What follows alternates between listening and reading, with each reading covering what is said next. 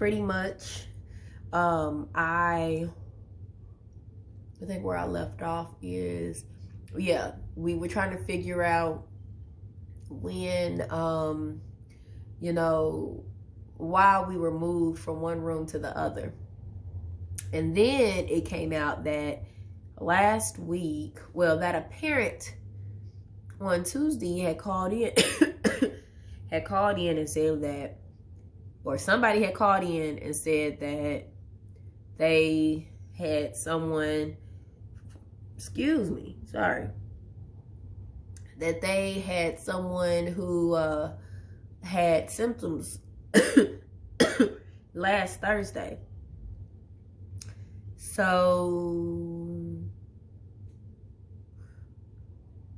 we had just found out on Tuesday that they were, you better not try to eat my food. I have to whoop her with the coronavirus. She done turned her back on me. I ain't gonna show what she's doing right. Anyway, so that's basically what was going on. We found out that somebody had symptoms last Thursday. We just found out on Tuesday morning. They locked the doors where the kids typically have their their lunches at. Okay. I wish we would have known, dang, that somebody had some symptoms last week, or would have made that comment last week. You know what I mean? So that's how I was feeling. I had all the kids on speakerphone when they had heard the same thing that I heard. So they were all upset. And at that point, I immediately thought about my cough. And I thought this was sinuses. Could this be something different, more severe? You know what I mean? My cough is getting worse. Like, could this be something that is more serious? And immediately I told the kids that they're going to go on a 45-minute to an hour break. And I want them to enjoy their lunch. I'll be back. I have a meeting.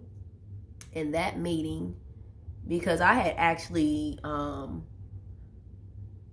had a phone call. I think I had already had my phone call with my no, I hadn't had my phone call yet. I was supposed to have had my I was on my way to have a phone call with my primary care specialist, my virtual. And so it was during the same time that after I had talked to them, sorry, it's all kind of jumbled, but right when I had talked to, they had told me at my job that somebody had symptoms. I had already had my scheduled healthcare appointment, and I told them that we were going to take an hour. So I went, I had my appointment, I told them my symptoms, I told them about the person who supposedly had the symptoms last week, and they just found out. And I said, is there a way for me to take the test again? They said, well, I don't understand why you didn't take the test here from the beginning, because you could find out rapid results anyway. I was like, what? Wow. Okay, well, how soon can you all test me and I can get the rapid results? And they said, where are you? I said, I'm just 10 minutes away. So while I'm talking to her, I'm getting in my car and I book it to U of L, to campus, and I get seen. I'm the only one. I went straight to, they told me to park by these railroad tracks in the parking lot. That's where I went. Nobody was there. Nobody was getting tested. Somebody came out with their outfit on, the visor and the outfit, the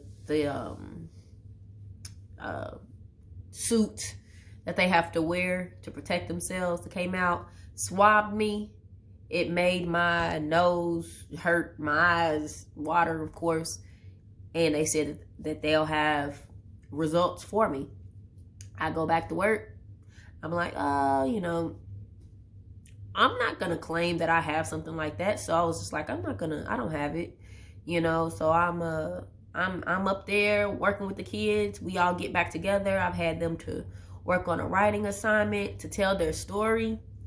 One of the kids shares her story, and then from there we're getting ready to share. Another kid is getting ready to share his story, and then I tell them right after they get done going around, I'm gonna share my story with them. And at that point, I mean, like right on cue, it was crazy. I got a phone call from, it was like the 5'8" or 5'6" number, where that it's like a health professional. So I immediately took the call, and they told me that it came out positive, and I was in shock.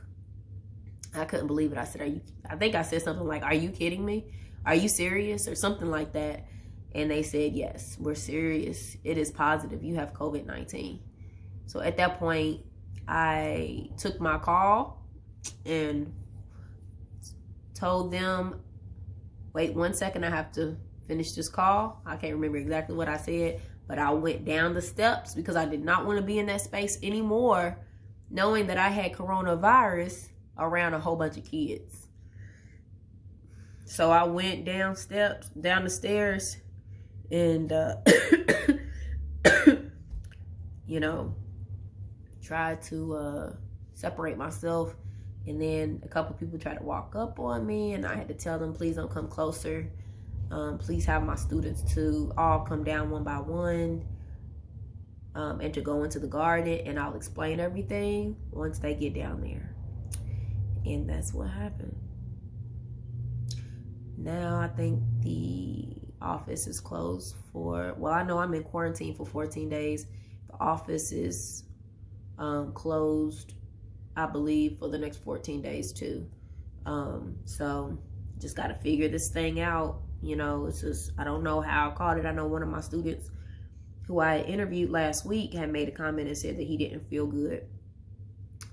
And so I had been reaching out to him over the weekend, but it was really hard to get in contact with him. And he did tell me that he had symptoms that I hadn't started having yet, until like a day, 2 days later, I started feeling the same symptoms. So that's what happened. I was able to get rapid results, and then I got those rapid results within an hour. I mean, it was within the hour. And then my results of the other test came back yesterday, which was Wednesday. Came back yesterday because I took the test on Monday, came back on Wednesday, and basically showing that I tested positive on Monday when I had it. So both tests came back positive Monday and Tuesday. So it's just scary. Very, very scary. Don't know how I caught it.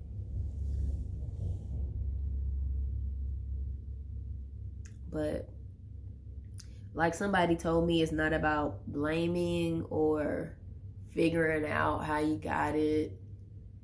Just know that you did all you could to try to prevent it, and I did. I wore my mask. I tried to prevent as the contracting it as much as I could. And there's only so much you can do when some people are not wearing their mask.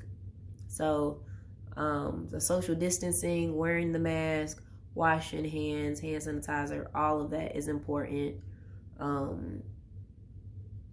It's scary. It really is.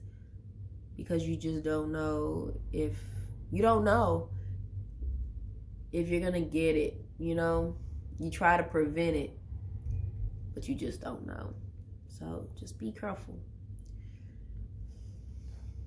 And that's my story, and I'll come back with more to share later.